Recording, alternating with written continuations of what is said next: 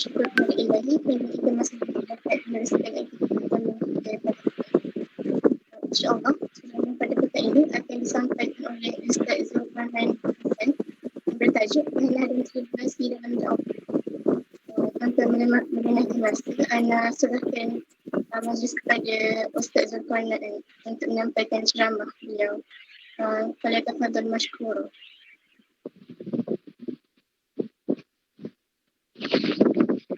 Assalamualaikum warahmatullahi wabarakatuh. Waalaikumsalam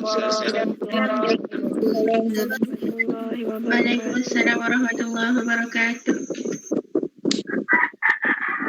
Okey, nak tanya, suara saya clear ke? Clear. Clear tapi ada Jelas Ada bunyi. Ada apa? Bunyi. Bunyi tu pastikan yang lain-lain tu tutup mic. Tutup suara.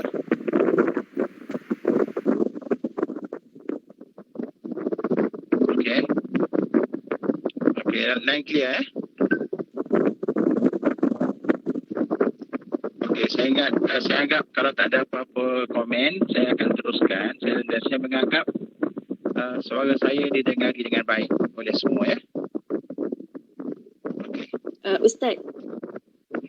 Ya. Minta maaf Okey, tak? Ustazah Leni. Peserta ni tak. Ya. Sebab dengan mana sebab angin belakang tu. Ada angin. Oh, ada angin. Ya Ustaz. Tak faham. Maksudnya ada angin apa? Ustaz pasal kipas ke Ustaz? Dengar suara angin. Kipas ke? Ya, saya pasang kipas. Sebab dia macam tak jelas lah suara Ustaz. Okey, sekejap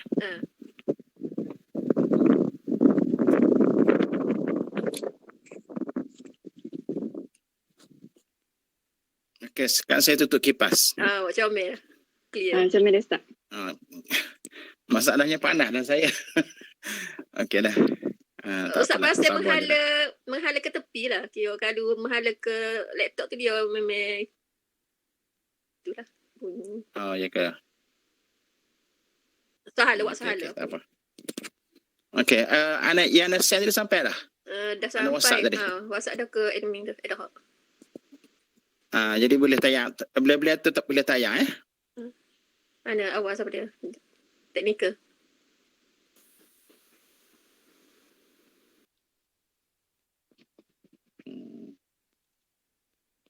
Sekejap saya kena buka tingkap biar saya tak panas. Sekejap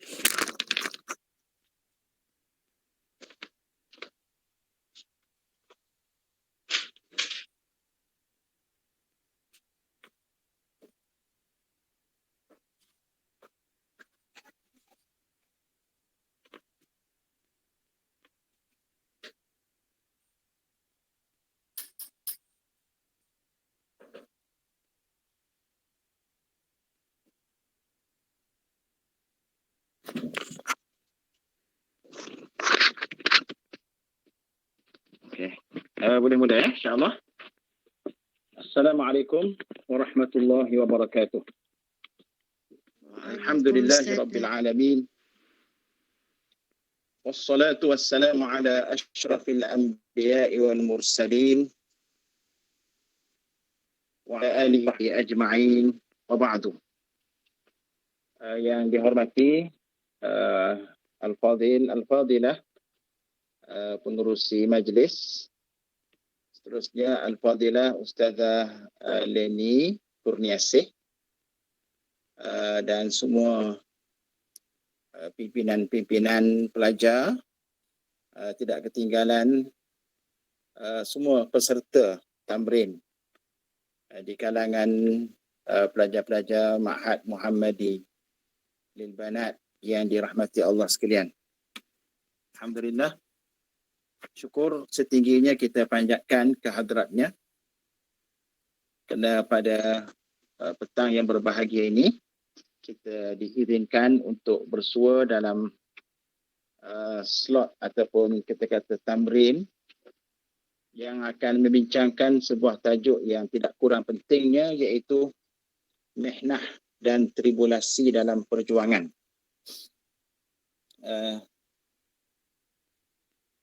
Kalau boleh, kalau ada siapa yang rajin, boleh tayangkanlah ya, melalui slide dalam Google Meet kita, supaya masing-masing boleh tengok dan kita boleh sama-sama berkongsi, insya-Allah.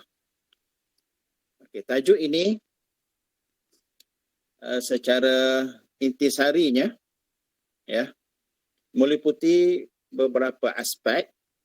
Yang pertama, kita akan melihat apakah yang dikatakan dengan mihnah dan tribulasi dalam perjuangan.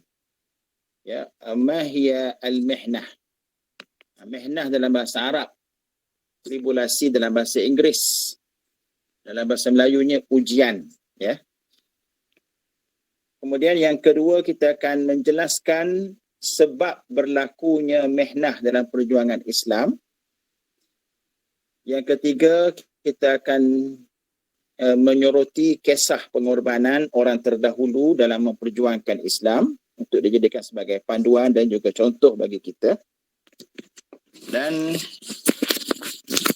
seterusnya, kita akan melihat mihnah dalam perjuangan PAS. Ya, sebab saya ni orang PAS. Jadi saya terus kaitkanlah dengan PAS ya, sebagai sebuah gerakan yang unggul ya, Jamaatul di negara kita. Saya akan jelaskan sedikit dalam perjuangan PAS apakah mihnah yang kita alami. Dan yang terakhir, kita akan membincangkan cara berhadapan dengan mihnah dan ujian. Jadi 5 fokus kita ataupun 5 perbincangan kita pada petang ini. Okay, adik-adik ataupun anak-anak yang dirahmati Allah sekalian. Pendahuluan, mihnah dan tribulasi merupakan ujian daripada Allah kepada hamba-Nya yang beriman dan berjuang pada jalannya. Ia merupakan sunnatullah. Sunnatullah ni benda perkara yang tak boleh tidak berlaku kepada mereka yang memperjuangkan agama Allah Subhanahu wa taala. Ya, khususnya kepada para nabi, rasul dan sesiapa sahaja yang mengikut perjuangan mereka. Mereka pasti akan diuji oleh Allah Subhanahu wa taala berdasarkan beberapa firman Allah, antaranya Allah Subhanahu wa taala berfirman, Alif Lam Mim ahasiban nas ay yutraku ay yaqulu amanna wa hum la yuftanun. Alif Lam Mim, Allah lebih mengetahui maknanya. Adakah manusia itu menyangka bahawa mereka boleh berkata kami beriman sedangkan mereka tidak diuji, ya. Dan pada ayat lain Allah Taala berfirman, ya, ulaika alladzina imtahana Allahu qulubahum littaqwa lahum maghfiratun wa ajrun kabir. Yang bermaksud, merekalah orang-orang yang Allah menguji hati mereka ya, untuk bertakwa, mereka beroleh keampunan dan pahala yang besar. Surah Al-Hujurat ayat yang ketiga. Dan satu lagi ayat yang saya boleh nyatakan sebagai satu pengukuhan kepada perbincangan kita, satu ayat yang berbunyi a'udzu billahi minasyaitonir rajim walanabluwannakum bisyai'in minal khawfi wal ju'i wa naqsim minal amwali wal anfusi wath thamarat wa basyiris sabirin. Bermaksud walanabluwannakum, pasti sungguh-sungguh kami akan menguji mereka, bisyai'in minal khawf, dengan sedikit ketakutan, ya, bisyai'in minal khawf wal ju', lapar, wa naqsim minal amwal, kekurangan harta, wal anfus, kekurangan sokongan, ya, was samarat, dan juga kekurangan hasil buah-buahan, wa basyiris sabirin, dan berilah khabar gembira kepada mereka yang sabar. Ya, jadi pendahuluannya nak menunjukkan kepada kita bahawa sunnah perjuangan Islam pasti akan berhadapan dengan mihnah dan tribulasi. Tak boleh tidak. Di mana-mana perjuangan yang tidak berhadapan dengan mihnah, dan juga tribulasi, kita boleh mempersoalkan perjuangan itu.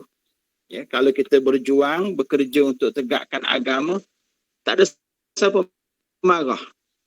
Kita dihampar dengan pemadani merah, ditabur dengan bunga-bunga rampai, bunga-bunga mawar yang indah. Kita berjalan dalam keadaan yang selesa dalam berdakwah. Maka perlu ditengok, perlu dinilai balik. Mesti ada something wrong di sana. Sesuatu yang silap. Ya. Sebab mengikut Al-Quran dan juga hadis, sunnah perjuangan pasti akan berhadapan dengan ujian dan juga kesusahan. Ya. Kemudian definisi mihnah dan tribulasi. Ya. Okay, disebut di situ bahawa mihnah daripada perkataan Arab, ya. Adik-adik boleh tengok sendiri dalam slide tu, dalam kertas kerja yang saya berikan. Dia nyatakan mihanun wa mihnatun. Maksudnya al-bala'u wa syiddah. Ya, wal jam'u al-mihnatu. Ya. Jamaknya ialah al-mihnah. Mufradnya mihanun. Jamaknya mihanun wa mihnatun, mufradnya ialah al-mihnatu. Ya. Okey. Iaitu sesuatu yang manusia itu diuji dengannya berupa bencana musibah. Ia juga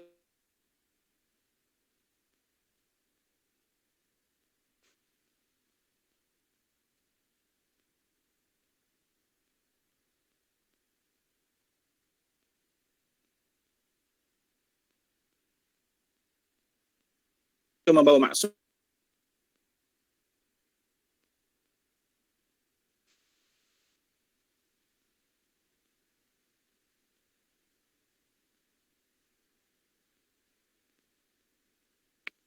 maaf ada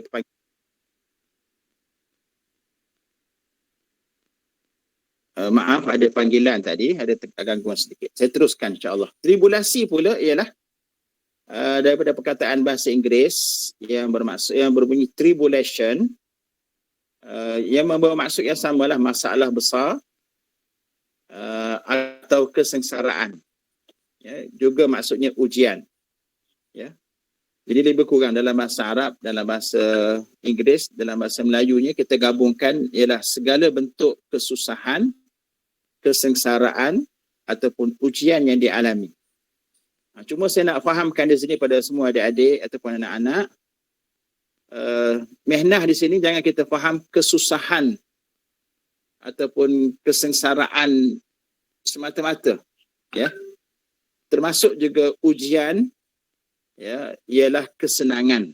Ya, kesenangan itu juga satu bentuk mihnah sebenarnya. Allah nak uji kita, maka Allah uji dengan kesenangan. Ramai orang yang berjaya dalam berhadapan dengan kesusahan dalam perjuangan, dipenjarakan, ya, pergi demonstrasi kena tangkap, masuk lokap, ya. Ada yang ditahan beasiswa ataupun ditahan bantuan, subsidi dan sebagainya. Ramai yang boleh bertahan dengan ujian kesusahan.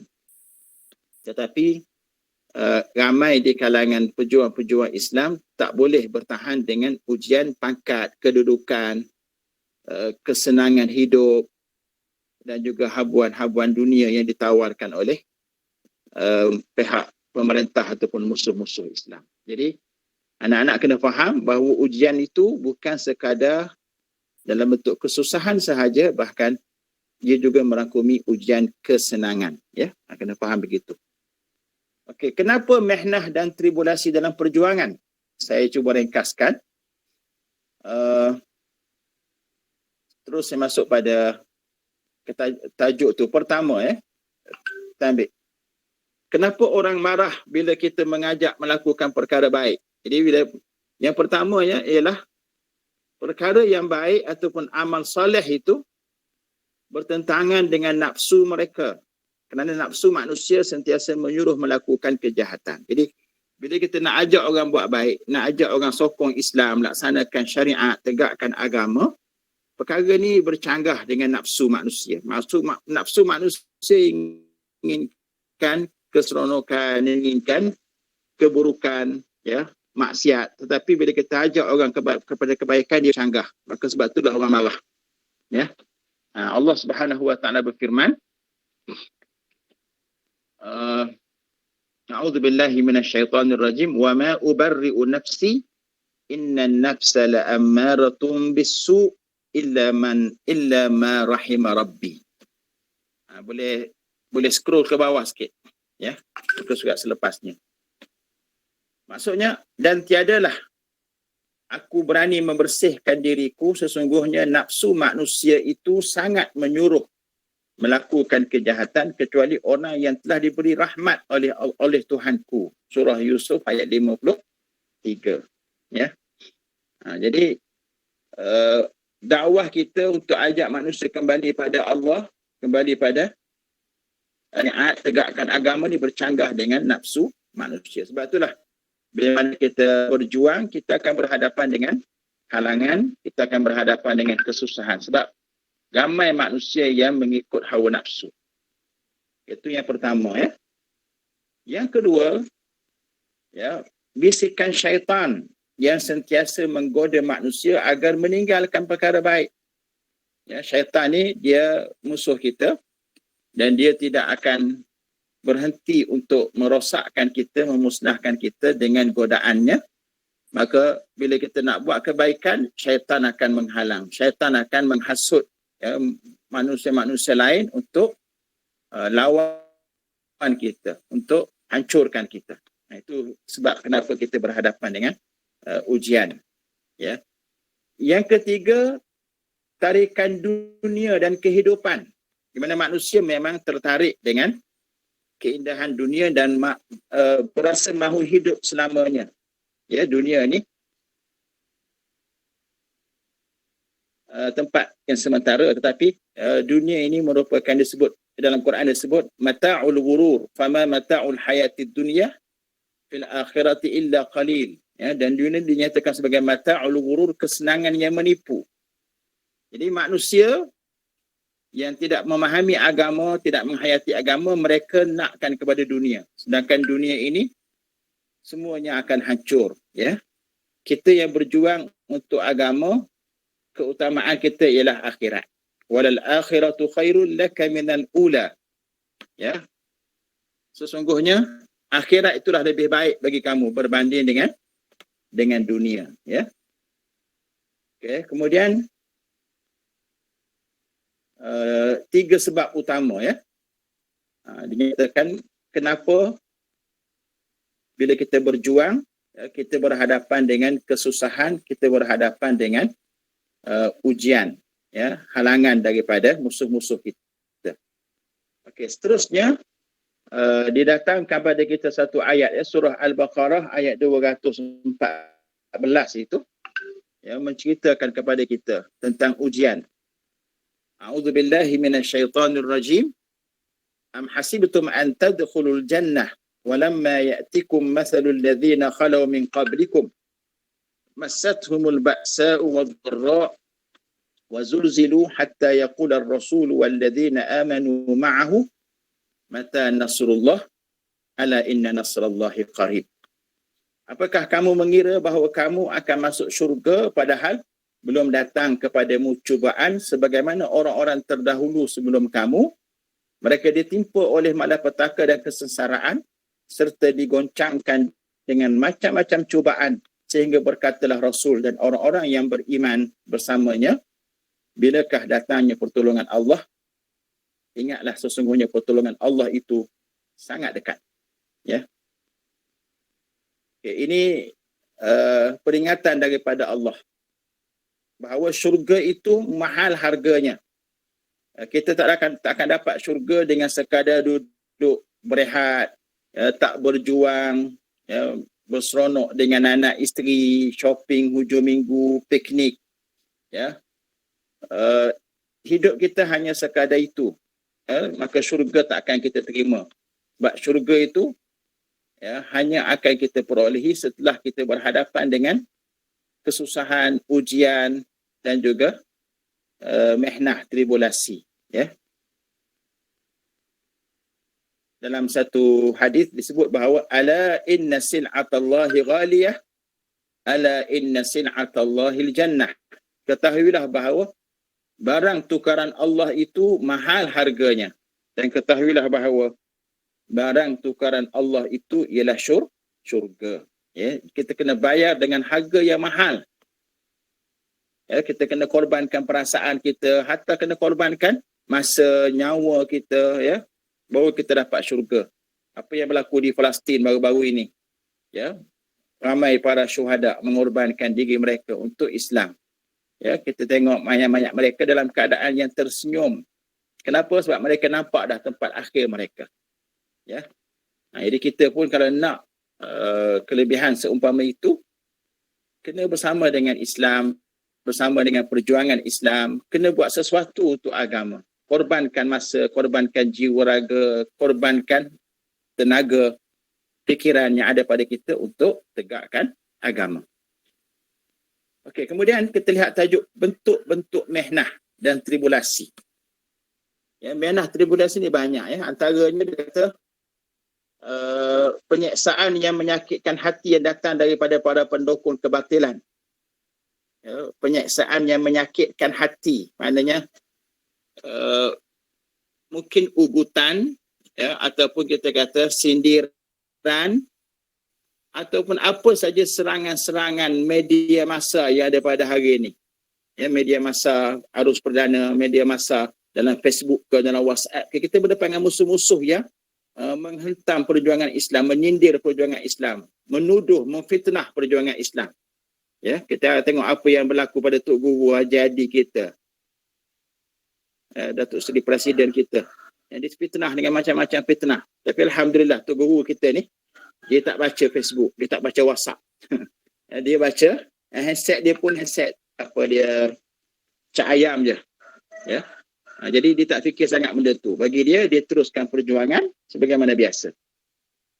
Kita pun begitu. Dalam perjuangan Islam kita berdepan dengan ujian-ujian yang seumpama itu. Kedua, hujan isteri dan anak pinak yang menghalang kerja dakwah atau mendatangkan fitnah kepada perjuangan. Jadi antunah semua belum berkahwin lagi, masih di peringkat sekolah, tak dapat nak menghayati nombor 2 ni, ujian isteri dan juga anak pinak ataupun ujian suami. Kami yang dah berkahwin, dah beranak pinak ni, kami tahulah macam mana ujian tersebut.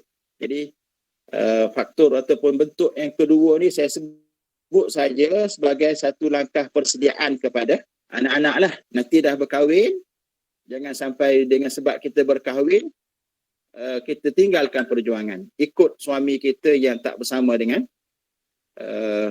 perjuangan Islam. Saya nak pesan pada anak-anak, kalau nak cari pasangan nanti, carilah pasangan yang bersama dengan perjuangan Islam. Jangan cari pemuda yang entah ke mana-mana fikrahnya. Cari yang ada fikrah. Cari yang mereka yang mempunyai semangat perjuangan nak tegakkan agama.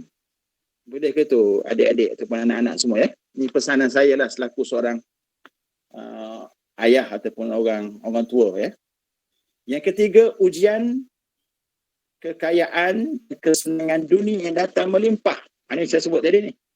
Musuh-musuh kalau dia tak berjaya nak menghalang perjuangan kita melalui ugutan, tekanan, tangkapan dan sebagainya, maka dia guna cara memberikan kemewahan, dinaikkan pangkat, diberikan kesenangan dunia, sehingga kita lupa tanggungjawab kita yang sebenar. Ramai dah berlaku di kalangan pejuang-pejuang Islam yang kalah dengan ujian ini, diberikan kemewahan. Yang keempat, disisihkan atau keseorangan dalam memperjuangkan kebenaran, sedangkan orang ramai tidak menyokong, malah berpakat menentang. Kita akan disisihkan. Bila mana kita bersama dengan perjuangan Islam, golongan yang tak faham ni, dia pandang serong pada kita, disisihkan, difitnah, dicari macam-macam kesalahan kita. Itu juga satu bentuk ujian. Kemudian ujian ke atas nyawa. ada di kalangan pimpinan kita sampai peringkat mati dibunuh. Peristiwa yang berlaku di Mali sebagai contoh. Ya. Pejuang-pejuang Islam kita dibunuh, syahid di Mali.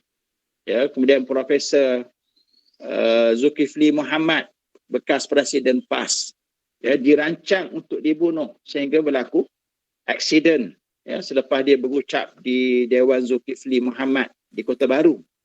Ya, dirancang untuk dibunuh. Dr. Burhanuddin Al-Helmi pun dirancang untuk dibunuh. Dalam penjara diberi makanan yang menyebabkan dia berhadapan dengan kesakitan, akhirnya dia mati disebabkan kerana itu.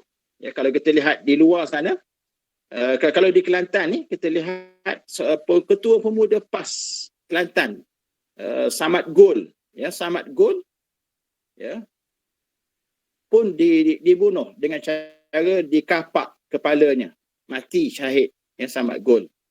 Kalau dalam gerakan Islam lain, kita lihat Hasanul Banna, Said Kutub, ya, Abdul Qadir Audah, ya, ramai lagi pimpinan-pimpinan gerakan Islam dibunuh. Ya, Syekh Ahmad Yasin, ya, termasuk juga Rantisi di Palestin. Ya, mereka dibunuh. Nyawa mereka terancam kerana mereka memperjuangkan Islam. Ya. Kemudian ujian tekanan hawa nafsu dan keinginan syahwat. Ya, kita dalam perjuangan ni kita jaga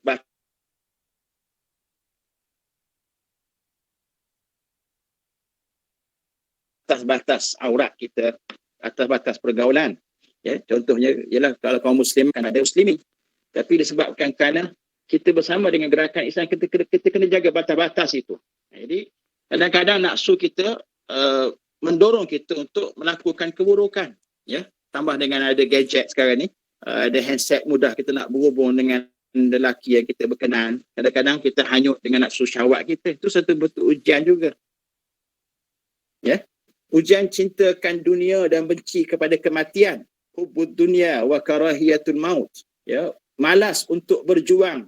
Ia akan berlaku pada siapa pun. Ya, yang disebut sebagai futur. Futur bukan betak, ya. Kalau betak maksudnya sarapan pagi, futur. Tapi betak dengan huruf tak, futur. Futur bermakna lemah, malas, ya, mandom, monyok untuk berjuang. Ini berlaku. Sehingga di kalangan mereka yang dah lama dengan perjuangan pun akan berhadapan dengan suasana ini. Ya, seterusnya, ingin pada harta dan pangkat. Ujian untuk terus beristiqamah, ya, dalam perjuangan.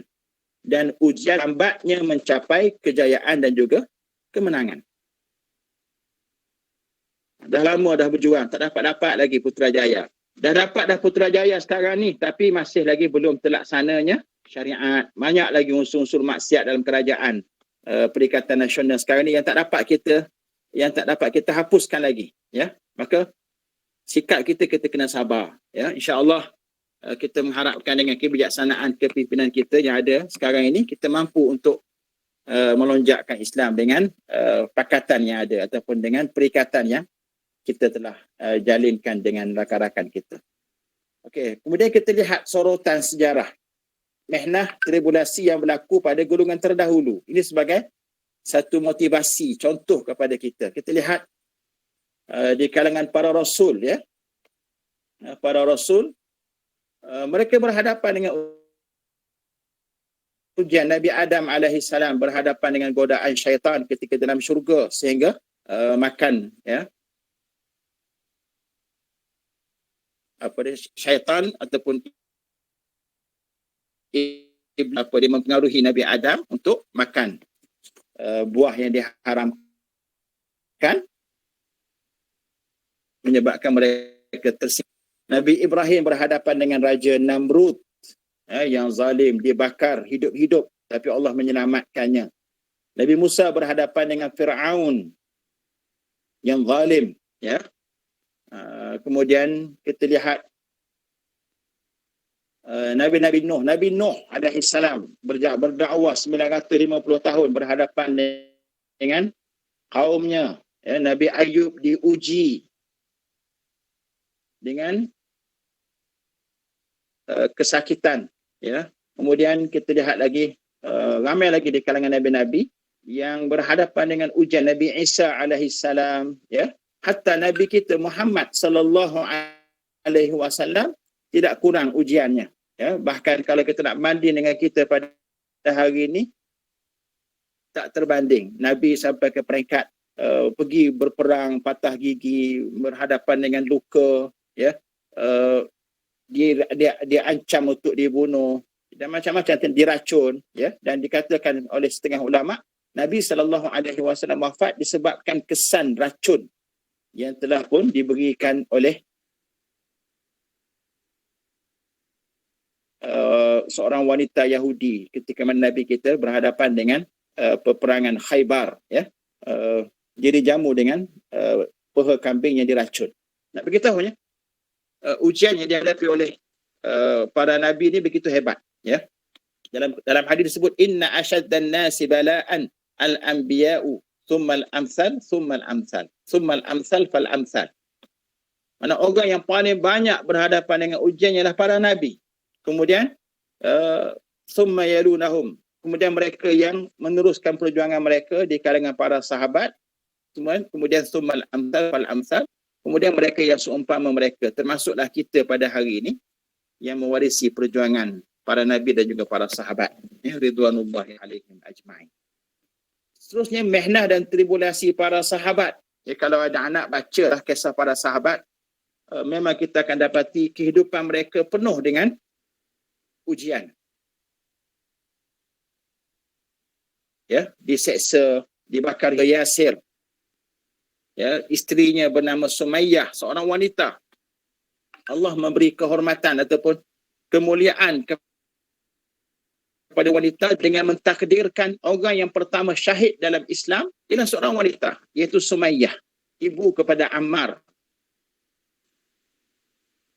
Ya, suami isteri dibunuh. Sumayyah ni disula kemaluannya. Suami dijehir sehingga mati syahid. Ya, anaknya Ammar diseksa.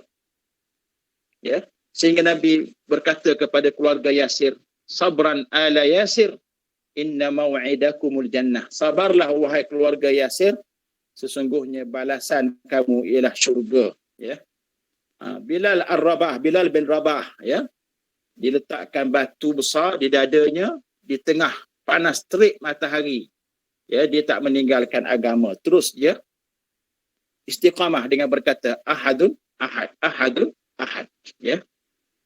Dan banyak lagi lah kalau kita tengok kisah-kisah para sahabat, mereka berhadapan dengan ujian yang begitu hebat. Ya, mihnah dan tribulasi para tabi'in.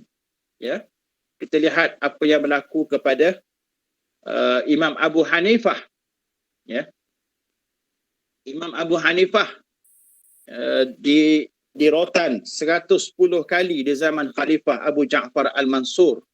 Ya, demikian juga Imam Ahmad bin Hanbal dipenjarakan dan diseksa dalam penjara. Ya, kerana dia berpegang dengan akidah Ahlus Sunnah wal Jamaah, ya, dalam berhadapan dengan isu khalqul Quran. Khalqul Quran ni mazhab Mu'tazilah menjadi mazhab khalifah pada ketika itu, berpegang bahawa Al-Quran ini adalah makhluk, sedangkan akidah Ahlus Sunnah wal Jamaah berpegang bahawa Al-Quran adalah qadim, kalamullah yang qadim. Ya. Okay, jadi bila bercanggah di situ, Imam Ahmad tetap dengan prinsipnya sehingga dia dipenjarakan, dia diseksa. Apa diceritakan di rotan, Imam Ahmad bin Hanbal sehingga kainnya terlondek. Tetapi dengan karamah yang Allah beri kepada Imam Ahmad, kainnya itu tiba-tiba bila berlaku londehan kain itu terangkat sendiri. Ya, Allah nak pelihara kehormatan Imam Ahmad. Dan kawan-kawan Imam Ahmad bin Hanbal di luar sana tulis surat kepada Imam Ahmad supaya dia bertaqiyah. Bertaqiyah ni dia buat lolok lah, seolah dia sokong kerajaan dari sudut fahaman Mu'tazilah itu, dan dia akan keluar daripada penjara. Tapi Imam Ahmad dengan tegas menyatakan, dia kata, "Lau sakatal 'alimu taqiyatan wal ummatu tajhal famata yatabayyanul haqq." sekiranya seorang alim ya bertaqiyah kerana takut diseksa oleh pemerintah, ya, lau sakatal alimu taqiyah, sekiranya seorang alim diam tak berkata yang benar kerana takut kepada kerajaan yang zalim, famata yatabayyanul haqq, bilakah kebenaran akan terzahir? Maka dia tetap dengan prinsip dia tidak bertaqiyah. Ya, banyaklah Imam Malik bin Anas juga pernah disebat 60 hingga 70 sebatan. Ya. Imam Syafi'i sendiri pernah ditangkap, ya, di Yaman semasa pemerintahan Harun al-Rashid kerana dituduh menyokong Syiah, ya. Kemudian Imam Nawawi sendiri pun, ya, pernah juga menjadi mangsa kezaliman kerana ketegasannya tidak mahu tunduk kepada tekanan pemerintah. Nak beritahu imam mazhab pun berhadapan dengan ujian, ya. Dan di antara lain, kalau kita lihat lagi yang agak kemudian sikit, Ibn Taymiyah. Imam Ibn Taymiyah, dia dipenjarakan, diugut, ya, untuk dihukum bunuh.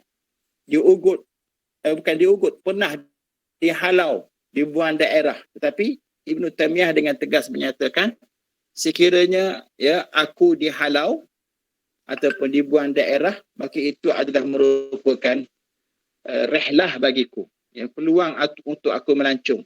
Sekiranya aku dipenjarakan, penjara itu merupakan peluang untuk aku berkhulwah, bersunyi-sunyi dengan Allah Subhanahu wa taala, dan sekiranya aku dibunuh, maka mati itu merupakan mati yang mulia, aku mendapat mati syahid di sisi Allah Subhanahu wa taala. Itu yang berlaku pada ulama di kalangan para tabi'in, ya. Kemudian dinyatakan mehnah kepada perjuangan masa kini, ya. Disebut nama Imam Hasan al-Banna, ya, ditembak mati syahid, ya. Kemudian Said Qutb digantung, ya. Said Qutb, ya, Said Qutb ni hebat orangnya, ya. Saya di Mesir berhadapan bersama dengan gerakan di sana, mendengar cerita-cerita hebat tentang pejuang-pejuang Islam di Mesir, ya. Antaranya Said Qutb rahimahullah. Said Qutb rahimahullah ini, dia asalnya bukan ahli Ikhwan Muslimin, dia adalah sekularis, ya, sastrawan yang sekular. Tetapi kelebihan Said Qutb ni, dia dididik oleh ayahnya sejak kecil untuk menghafal Al-Quran. Dia hafal Quran sejak kecil, kemudian dia masuk di Darul Ulum Kahirah, ambil bahagian sastra, ya, dan dia mendapat pelajar terbaik, keluar daripada Darul Ulum, terus berkhidmat dengan pendidikan, Kementerian Pendidikan Mesir, ya. Dan satu ketika dia dihantar ke Amerika Syarikat untuk buat kajian tentang sistem pendidikan di sana. Ya, lalu Said Qutb dalam keadaan dia sekular, satu hari dia ditimpa musibah.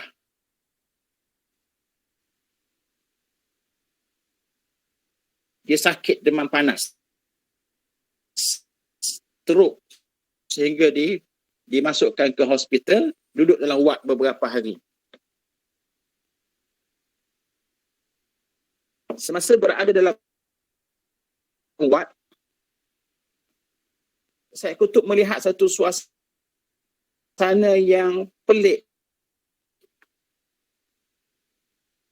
ya, di mana hari itu bukan hari perayaan Kristian, bukan hari kebesaran agama mana-mana, tetapi boleh katakan semua staf di hospital. Lalu Said Qutb bertanya pada, kenapa kamu berkeadaan begini, sedangkan hari ini bukan pestaan? Lalu mereka jawab, kami berkeadaan begini kerana kami mendapat makluman seorang yang telah pun mati, ya, telah pun dibunuh. Saya Qutb tanya, ya, siapa? Lalu nurse kata, orang tersebut berada di negeri kamu, di negara kamu. Dia tanya lagi, siapa? Lalu disebutkan, yang dimaksudkan Mesir, aku tak kenal pun siapa Hasan al-Banna. Tiba-tiba kamu lebih kenal daripada aku dan kamu gembira dengan kematian dia. Lalu Said Qutb berazam nak balik ke Mesir, nak tahu apakah perjuangan sebenar Hasan al-Banna. Bila dia balik ke Mesir, dia kaji pemikiran Hasan al-Banna, dia tertarik, akhirnya dia menggabungkan diri dalam gerakan Ikhwanul Muslimin, dan semua tulisan-tulisan dia yang menolak fikrah gerakan Islam dahulu, diqadak balik, diganti balik dengan perjuangan, tulisan-tulisan membela perjuangan Islam, sehingga dengan ketajaman panel Said Qutb, dia dipenjarakan dan akhirnya dijatuhkan hukuman mati. Sebelum dijatuhkan hukuman mati, dihantar ulama kerajaan berjumpa dengan Said Qutb, menawarkan kebebasan dengan syarat Said Qutb boleh menulis satu kenyataan untuk disiarkan dalam akhbar utama Mesir, menyatakan dia menyokong kerajaan yang zalim pada ketika itu. Ya, kalau dia buat begitu, dia lepas daripada hukuman gantung.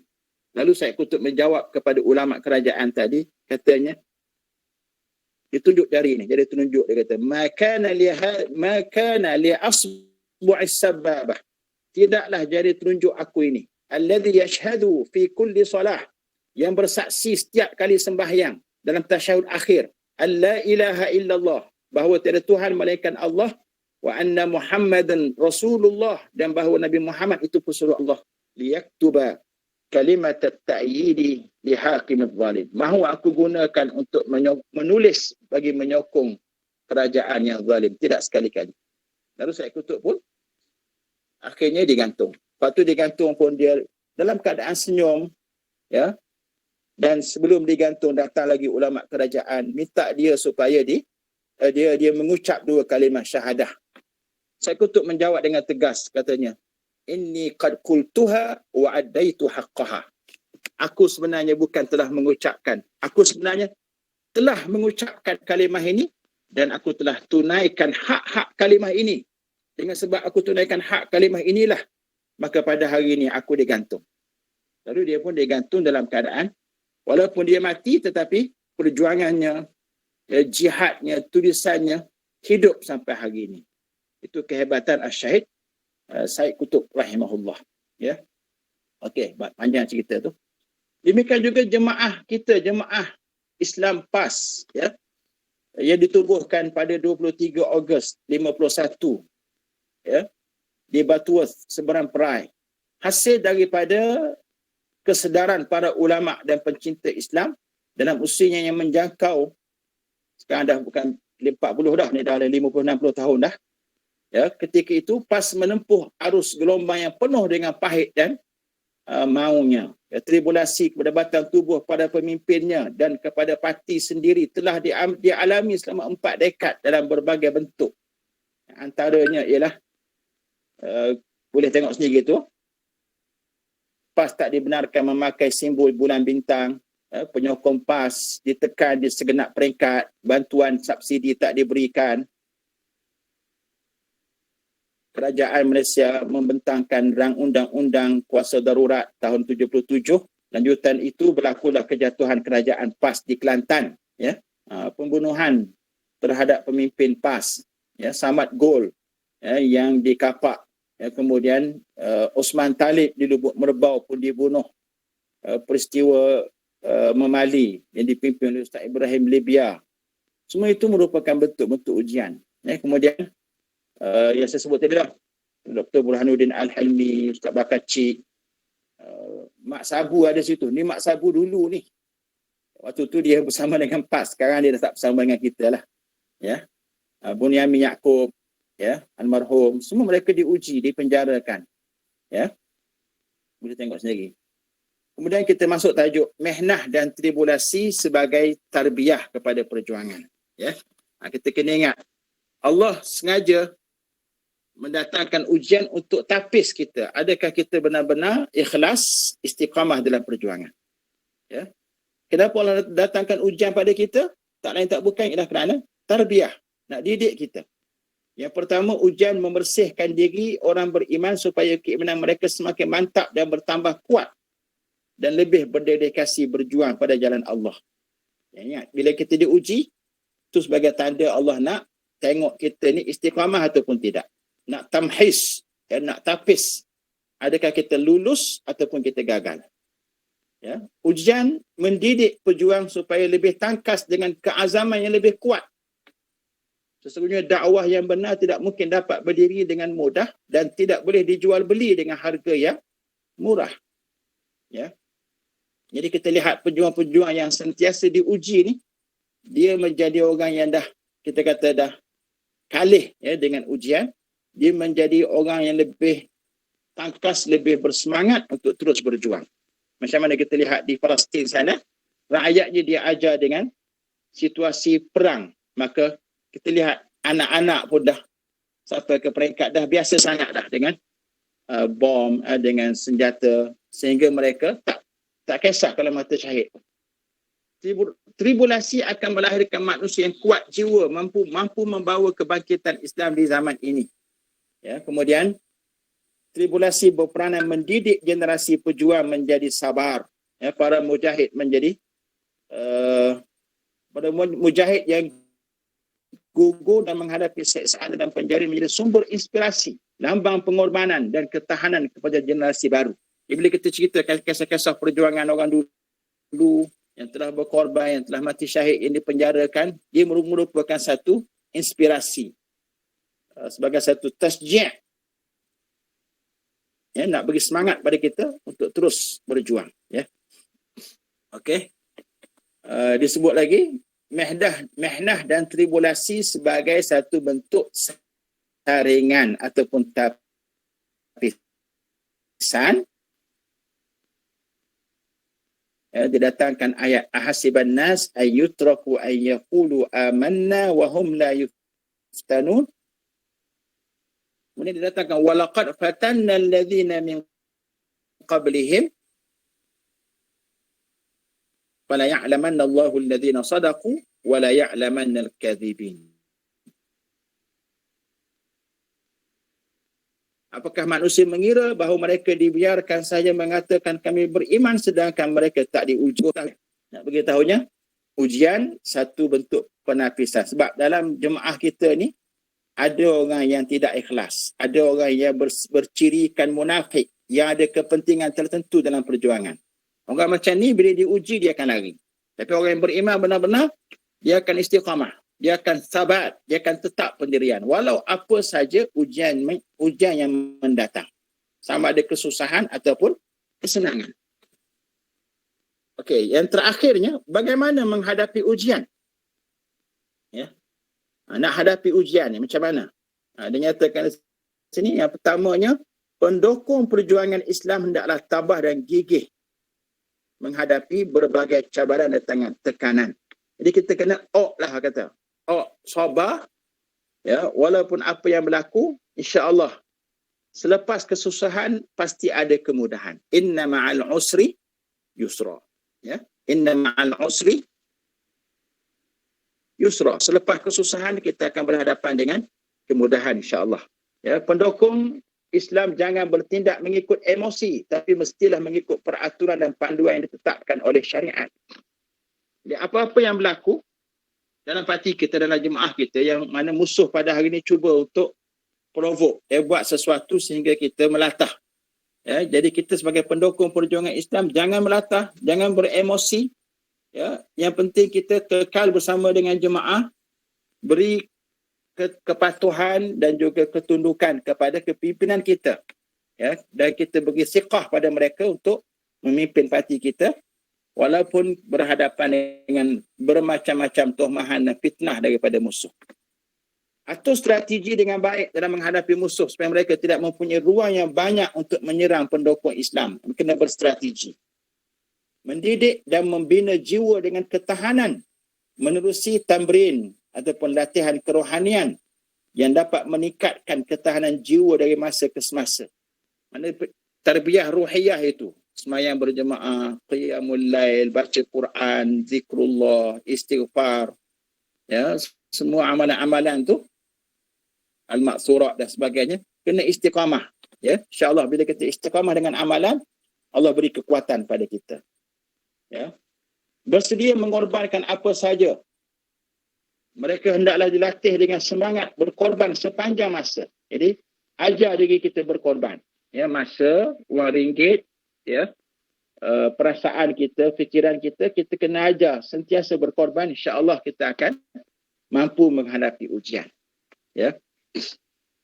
Okey, kemudian banyak lagi tu. Kena tanamkan cinta mati syahid di jalan Allah. Kerana itu merupakan setinggi-tinggi ataupun semulia-mulia kematian. Kemudian ingatkan bahawa di sana cinta dunia merupakan perkara yang bahaya dalam perjuangan. Supaya kita hanyut dengan keduniaan. Ya, dan kita hendaklah ikhlas, segala-galanya tidak berguna kalau tidak bersendikan keikhlasan. Ya, ikhlas dalam perjuangan. Jadi penutupnya, mihnah dan tribulasi itu mempunyai hikmah untuk membezakan antara orang yang benar dan yang dusta, dan ia menzahirkan antara orang yang beriman dengan golongan munafik. Dengan itu ternyatalah ya, keajaran Allah tatkala diberikan balasan yang setimpal kepada tiap-tiap golongan. Orang yang tidak pernah menghadapi tribulasi hendaklah kembali memeriksa sikap dan langkah mereka, kerana kemungkinan besar tersalah langkah dari jalan perjuangan yang sebenar.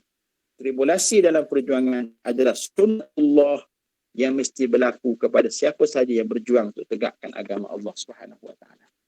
Jadi para muslimat, ya, anak-anak yang dirahmati Allah sekalian, itulah sedikit yang boleh saya bentangkan dalam slot yang ditentukan untuk saya. Saya rasa dah hampir sejam dah. Sekarang pukul 3.22. Jadi attafi bihadzal qadar, ya, dan saya serah balik kepada pengerusi sekiranya ada apa-apa persoalan ataupun apa kita kata istifsarat, ya, daripada anak-anak ataupun adik-adik sekalian. Wallahu taala alam. Wassalamualaikum warahmatullahi wabarakatuh. Waalaikumsalam warahmatullahi wabarakatuh. Waalaikumsalam warahmatullahi wabarakatuh. Terima kasih kepada Ustaz Zulkarnain atas perkongsian Ustaz tadi. Ada apa-apa persoalan ke nak tanya kepada Ustaz?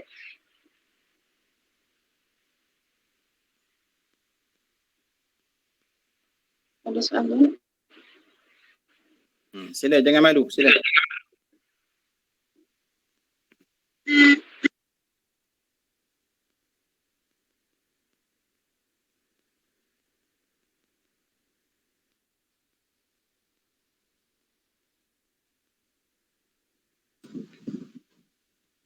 Ustaz, Ana nak tanya. Bismillahirrahmanirrahim. Okey, Ustaz, gapo sekejap nanti dulu. Macam mana kita nak gapo istiqamah dalam berdakwah walaupun kita ni banyak kali dah gapo orang lain ngatur ke kita ke gapo ke, kalau kita ajak orang tu ke arah kebaikan, semua macamnya kena marah gitu, lepas tu kena ejek lah gapo. Macam mana kita nak istiqamah dalam berdakwah? Okey, terima kasih Ustazah Wan Noor, nama tulis Wan Noor. Saya peserta tak.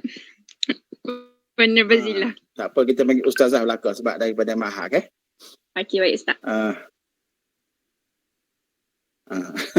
Ceritanya bagaimana kita nak istiqamah dalam berhadapan dengan ujian orang yang tohmah kita, orang yang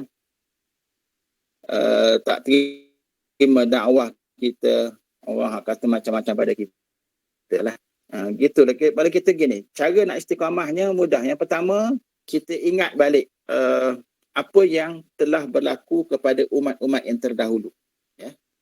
Kan tadi kita cerita dah kisah Nabi Nuh, kisah Nabi Musa, kisah Nabi Isa, kisah Nabi Muhammad, macam-macam kisah. Ya, dan kisah para sahabat, kisah pejuang-pejuang Islam yang terdahulu. Mereka telah menghadapi ujian tersebut dan mereka tabah, berjaya, dan mereka berjaya. Ya, di sisi Allah Ta'ala. Jadi, mereka itulah sebagai sumber inspirasi kita. Ya, jadikan mereka sebagai idola, contoh utama kita. Itu yang pertama. Ya. Yang kedua, bila kita dihadapkan dengan tohmahan ataupun bila kita berdakwah orang tolak, Ya. Kita ingat bahawa tugas kita sebagai pendakwah hanya menyampaikan. Innaka la tahdi man ahbabta walakinallaha yahdi man yasha. Kamu, wahai Muhammad, tidak mampu memberi hidayat kepada siapa yang kamu suka, tetapi Allah lah yang beri hidayat. Jadi kita menyampaikan saja. Tanggungjawab kita ialah berdakwah, menyeru. Maka Allah lah yang memberikan petunjuk dan hidayah. Jadi jangan sampai bila orang tak terima dakwah kita jadi keluh kesah, kita jadi lemah semangat. Tidak. Teruskan. Ya. Mungkin dia tak terima hari ni, tapi tahun depan dia akan terima. Sebab tu jangan kita pandang buruk terus kepada mereka. Ya. Dan di samping kita berdakwah, kita kena berdoa. Ya. Doa pada Allah supaya Allah beri petunjuk pada mereka. Ya. Kemungkinan orang yang hari ini musuh kita, tanpa kita sangka-sangka, satu hari dia menjadi pendokong perjuangan kita. Dia akan bersama kita, tak mustahil. Ya. Sebab tu Nabi berpesan pada kita, jangan melampau. Ahbib habibaka haunamma asa an yakun yaumamma. Fa'abghid baghidaka haunamma asa an yakuna habibaka yaumamma. Ini satu hadis menyebut, cintailah orang yang kamu cinta berpada-pada, kemungkinan satu hari orang itu musuh kamu. Dan bencilah orang yang kamu benci ataupun musuh kamu itu berpada-pada, kemungkinan musuh itu akan menjadi orang yang cintakan kamu. Orang yang bersama dengan perjuangan kamu. Jadi tugas kita sampaikan je. Dakwah je, ajak je. Dan kita terus berdoa, semoga Allah beri petunjuk hidayah pada mereka. Doa yang diajar oleh Imam Asy-Syahid adalah doa Rabithah itu. Kita baca Al-Ma'thurat, di akhir kan ada doa kan, doa Rabithah namanya. Allahumma innaka ta'lamu anna hadhihi al-qulub qad ijtama'at ala mahabbatik waltaqat ala ta'atik wa tawahhadat ala da'watik wa ta'ahadat ala nusrati syari'atik. Sampai ke fawassikillah tu.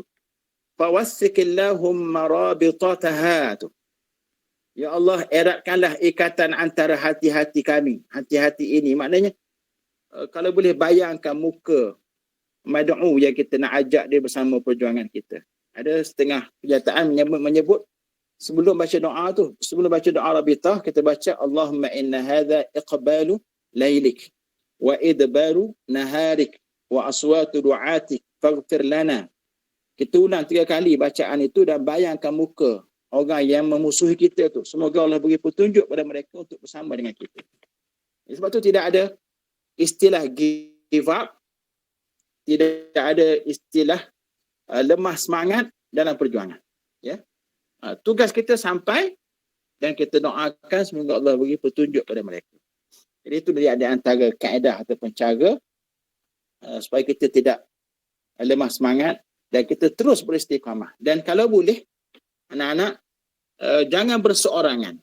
Ya, kita di kampung, kita di tempat kita, biar kita sentiasa berhubung dengan rakan-rakan seperjuangan. Bila kita sentiasa berjemaah, hadiri program usrah, hadiri program-program yang dianjurkan oleh parti, kita jumpa dengan sahabat, kita akan kuat. Kita akan terus bersemangat. Kalau kita berseorangan, lama-lama kita akan hanyut. Ya, kita guyub lah. Guyub ni maknanya hilang daripada radar perjuangan Islam. Sebab kita duduk seorang-seorang. Sentiasa berhubung dengan kawan-kawan, minta nasihat daripada ustazah kita, daripada ulama kita supaya diberikan kekuatan dalam dakwah. Wallahu a'lam. Terima kasih Ustaz. Sama. Lepas tu Ustaz, Assalamualaikum Ustaz. Ada peserta dari link 2 ni. Dia tanya, apa beza ujian dengan balasan Allah? Terima kasih. Ujian dan balasan Allah.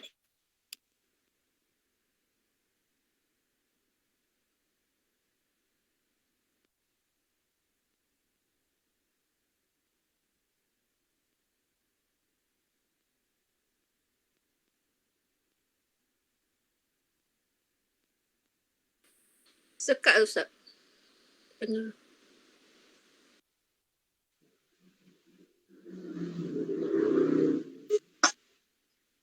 Putus juga. ada rekod kot. Ustaz,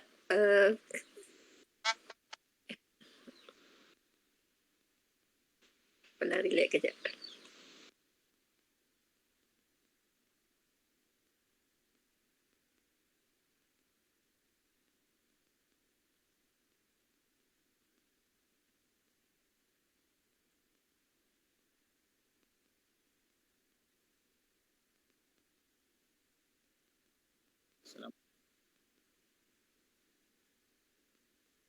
Hello, Assalamualaikum.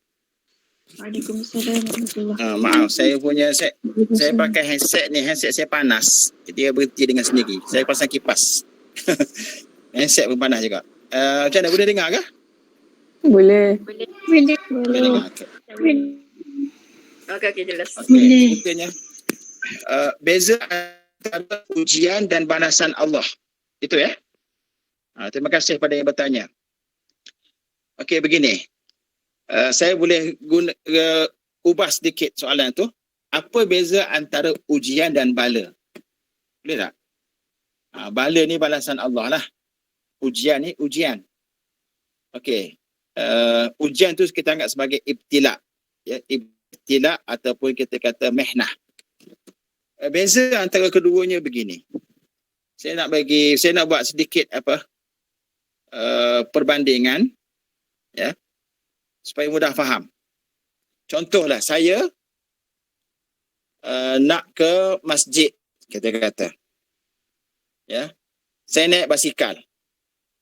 Bila saya naik basikal, dalam perjalanan saya ke masjid, tiba-tiba saya terlanggar tunggul kayu dan saya terjatuh. Itu nak kata ujian ke nak kata bala tu? Matlamat saya nak pergi masjid. Jadi on the way nak pergi masjid, saya bawa basikal, terlanggar tunggul, kemudian jatuh, luka saya, berdarah kepala saya, kaki saya. Itu nama ujian ke? Itu nama bala? Ujian. Itu nama ujian. Ujian. Okey, faham ya? Okey, sekarang ni saya tukar balik. Saya naik basikal juga, tapi saya nak pergi tempat maksiat, nak pergi kelab malam ke, tempat karaoke ke, tempat judi ke, nak pergi tikam meko, kita kata. Ya, saya nak pergi tikam meko. Tahu tikam meko? Judi lah. Ya. On the way saya nak pergi kedai tikam meko tu, nak berjudi tu, saya langgar tunggul juga. Jatuh, berdarah kaki kepala saya. Itu nama apa tu? Bala. Itu nama bala. Nampak tak beza tu? Tak boleh kata, oh ni Allah uji aku, Allah ujian kepada aku kerana pergi tikam meko, nak pergi buat maksiat. Itu bukan ujian, itu namanya bala Allah. Jadi bezanya ialah, bila mana kita nak buat ketaatan, kepatuhan pada perintah Allah, kita berjuang, kita berjihad, kita diuji dengan kesempitan hidup, diugut oleh pemerintah, kita dipenjarakan, itu namanya ujian ataupun ibtila ataupun kita kata mihnah, tribulasi. Tapi kalau kita tak buat apa-apa, ya, kerja kita buat maksiat hari-hari, ya, semayang pun tak kerjakan, ya, buat benda-benda tak senonoh, tiba-tiba datang bala Allah pada kita, datang sesuatu yang menyusahkan kita, terbakar rumah ke, ya, berlaku kita kata musibah kesakitan ke, itu namanya bala ataupun kita kata balasan Allah terhadap maksiat yang kita lakukan. Jadi saya harap kita dapat bezakan antara kedua itu. Boleh ya? Yang bertanya saya rasa boleh faham kot, insya-Allah. Okey, ada soalan lain?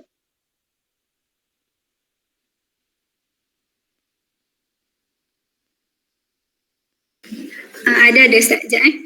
Lepas tu ada peserta tanya lagi, dia tanya macam mana nak beza ujian dan nikmat sekiranya ujian tu bukan diberi dalam bentuk penentangan? Tak faham soalan. Nak beza antara ujian dan nikmat sekiranya ujian tu bukan diberi dalam bentuk penentangan. Saya tak pernah faham soalan, tapi beginilah, mungkin maksudnya begini. Ujian ni Allah beri dalam dua bentuk. Yang pertama kesusahan. Yang kedua dengan kesenangan. Yang saya sebut tadi kan, ujian ni dalam dua bentuk. Sama ada kesusahan ataupun kesenangan. Jadi kita nak tahu ia merupakan satu bentuk ujian pada kita. Kita tengok, ya, contohnya kalau kesusahan tu kita fahamlah, ia memang satu ujian Allah pada kita. Tapi dalam bentuk kesenangan, macam mana kita nak tahu kesenangan itu satu bentuk ujian kepada kita? Mudah je tengok. Kesenangan, adakah kesenangan itu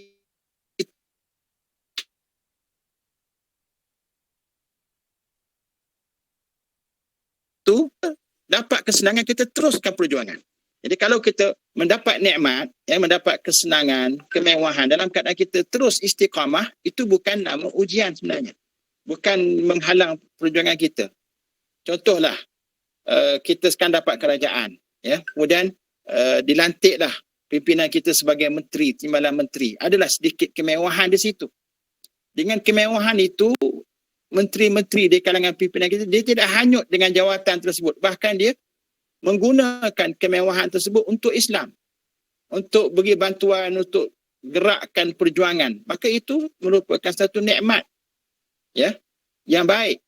Tapi kalau sekiranya dengan pangkat kedudukan yang Allah berikan hasil daripada gabungan beberapa parti dalam Perikatan Nasional itu, menyebabkan pimpinan yang pegang jawatan tu hanyut, tinggalkan perjuangan, hidup dengan kemewahan, lupa dah nak hadir program-program parti dan jemaah, maka itu satu bentuk ujian kepadanya. Faham tak? Itu beza. Jadi Islam tidak menghalang kita untuk bermewah. Islam tak menghalang kita untuk kita kata pakai kereta besar ke, buat rumah banglo. Tak menghalang kalau kita mampu. Dan kalau kita tidak lari daripada perjuangan. Yang masalahnya, ya, bila mana kita dapat kemewahan, kita lari daripada perjuangan. Itu masalah. Ya, boleh faham, Sila. Ya, terima kasih Ustaz. Sama. Untuk soalan yang ketiga, apa hukum kalau kita buat dosa, lepas tu bertaubat, lepas tu kita buat lagi dan bertaubat lagi? Macam dosa yang kita buat tu susah nak lari. Ya. Terima kasih. Soalan yang baik.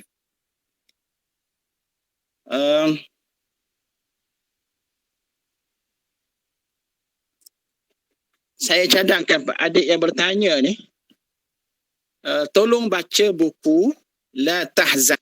Cuba cari La Tahzan di Ja'far Awas ataupun di perpustakaan sekolah. La Tahzan ni dalam bahasa Melajunya jangan bersedih, ya. Dalam bahasa Inggerisnya don't be sad. Dah ada terjemahan dah.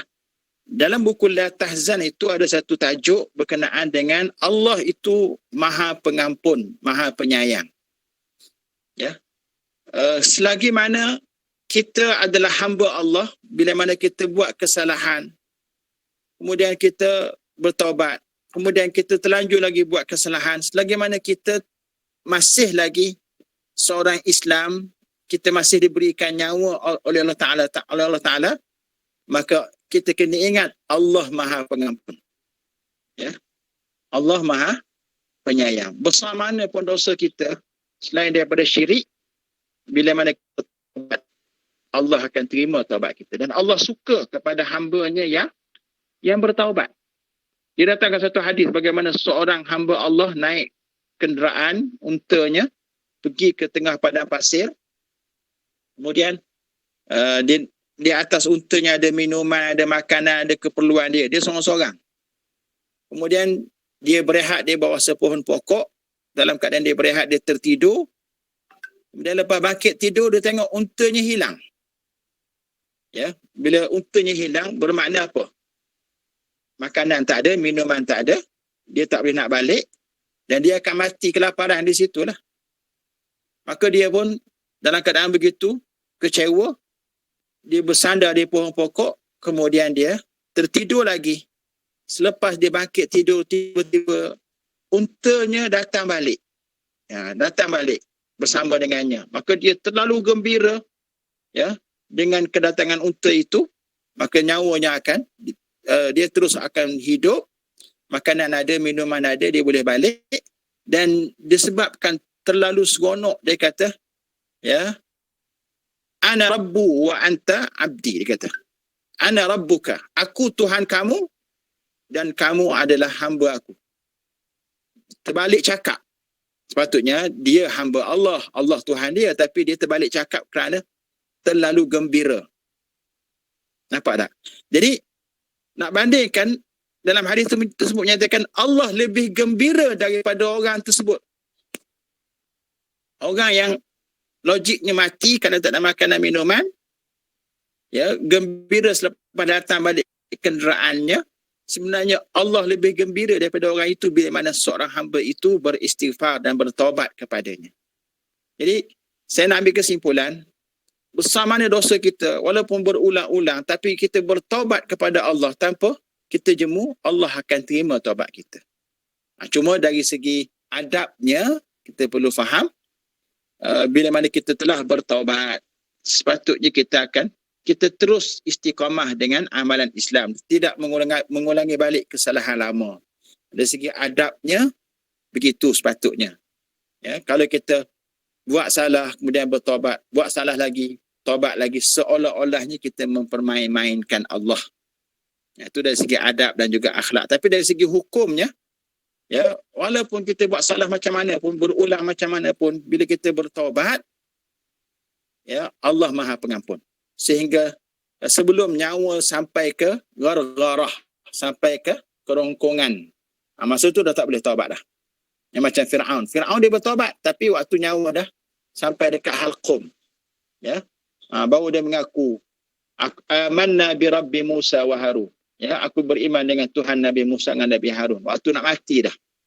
Jadi sekarang ni nak beritahunya, Allah Maha Pengampun. Kita kena husnuzan dengan Allah, sangka baik dengan Allah, dan ingat Allah suka hamba-Nya yang bertaubat. Wallahu a'lam. Sila.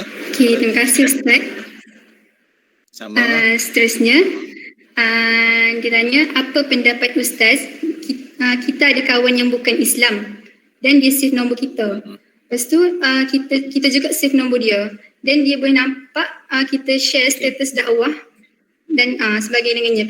Lepas tu persoalannya, patut ke kita hide status tu daripada dia, sebab ada riwayat tak boleh nak dakwah kalau tak cukup ilmu, terutamanya kaitnya bukan Islam ni. Okay, terima kasih. Pada saya,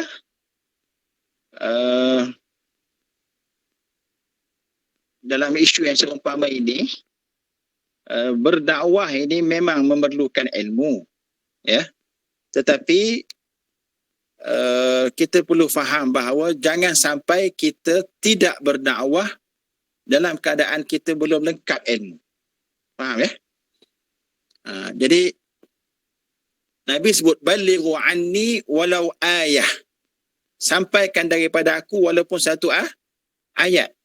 Ada para sahabat dulu dia beramal dengan hadis ini.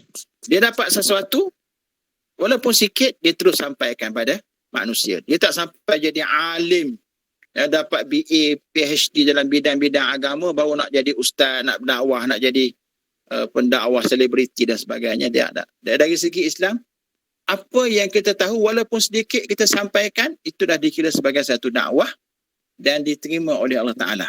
Jadi jangan disebabkan kerana tak habis mengaji kita tak berdakwah. Bukan. Jadi nasihat saya bagi sahabat kita tu yang ada kawan bukan Islam, jangan sekat apa-apa. Kita nak hantar, nak posting apa-apa tentang dakwah, tentang nasihat agama, biar dia tengok.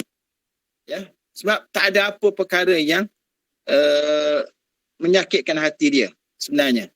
Sebab semua yang datang daripada Allah tu baik-baik belaka. semua yang Islam datangkan pada kita, baik dari segi hukum ke, dari segi adab ke, dari segi cara hidup, sebenarnya sesuai dengan fitrah manusia, termasuk orang kafir pun. Dia sebenarnya hakikatnya dia terima. Jadi jangan sekat apa-apa. Biarlah dia tengok status kita. Semoga dengan itu menjadi sebagai satu bahan dakwah kita kepada mereka. Wallahu a'lam. Satu peringatan, janganlah pula kita kutuk Tuhan dia. Ya, dalam status kita tu kita kutuk Tuhan dia, kita kutuk agama dia, jangan. Tu jangan buatlah. Dakwah yang baik-baik gitu. Wallahu a'lam. Okay, syukran Ustaz. Okay, untuk soalan seterusnya, dia bertanya, Ustaz, betul ke kalau dah syirik, Allah tak akan ampunkan kita? Boleh tak Ustaz bagi contoh-contoh syirik kepada Allah? Oh, ya kan. Syirik ini maksudnya kita berkongsi Tuhan. Itu maksud syirik. Digelar sebagai musyrikin. Musyrikin Mekah tu dia percaya pada Allah sebagai Tuhan, tapi dia mensyirikkan Allah. Dia menduakan Allah. Dia meyakini ada Tuhan lain. Al-Latta wal-Uzza wal-Manat. Itu Tuhan juga. Selain daripada Allah. Itu maksud syirik. Lain daripada, kalau kita kata kafir ni ditolak terus. Ya, etis apa tu kafir. Dia tolak Allah. Dia tolak Tuhan. Dia tak percaya pada Tuhan. Ya. Ataupun dia percaya pada Tuhan lain, dia tolak Allah. Itu namanya kafir. Jadi syirik ni, memang dalam Quran sebut, innallaha la yaghfiru an yushraka bih. Wa yaghfiru ma duna dzalika liman yasha. Allah tak akan ampunkan sesiapa yang mensyirikkannya, dan Allah ampunkan sesiapa yang melakukan kesalahan-kesalahan yang lain daripada syirik. Ya. Nak beritahu hanya bahawa dosa yang paling besar ialah syirik. Memang syirik tak akan diampunkan Allah. Ya. Kecuali begini. Bila mana dia kembali semula bertaubat, dalam arti kata mengucap 2 kalimah syahadah, kembali semula pada agama Islam, ya, maka akan diterima semula. Selagi mana dia tak kembali balik dua syahadah, itu balik Allah yang selalu dia sembah, maka tak akan diampunkan. Tapi kalau dia kembali dan dia kata beriman semula, maka Allah akan terima maknanya taubatnya. Faham maksud saya? Jadi contoh-contoh syirik tu banyak. Banyak contoh-contoh syirik. Contohlah kita melakukan amalan-amalan yang boleh merosakkan akidah.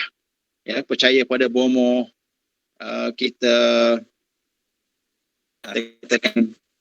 Kita buat amalan khurafat, ya. Tu syirik lah tu. Ya. Kita percaya pada tangkal. Itu di antara bentuk-bentuk syirik. Wallahu a'lam.